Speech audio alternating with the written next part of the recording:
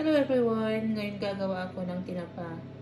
So, sardines ang gagamitin kong isda. Last time, gumawa ako ng mackerel. So, ngayon, sardines ang gagamitin ko. Kailangan na gamitin na isda ay yung fresh.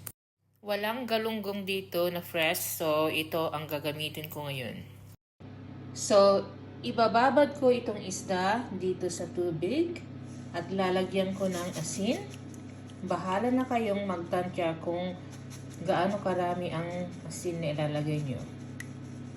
So, ihahalo ko lang tong asin hanggang sa matunaw. So, ilalagay ko na ang mga isda dito. So, andito na yung mga isda at ibababad ko siya ng mga 2 hours. So, steam ko na yung mga isda. Gagamitin ko itong grill rack. Brush ko ng oil para hindi dumikit yung mga isda. Ito yung gagamitin ko para hindi na ako masyadong maghugas. So, heto na yung mga isda. I-steam ko siya ng mga 15 minutes at tatakpan ko siya ng foil. So, na-steam na siya. So, palalamigin ko lang siya ng mga 10 minutes. So, ngayon, maglalagay ako ng 3 layers ng foil dito sa kawali.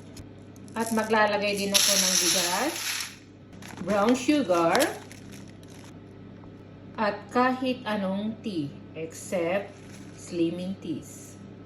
So, ihahalo ko itong tea. Gumamit ako ng 4 pieces na tea bags dito.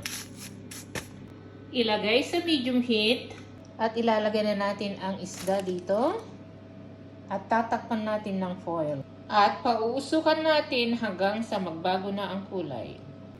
So, heto na ang aking homemade na tinapa. Masarap na agahan sa umaga.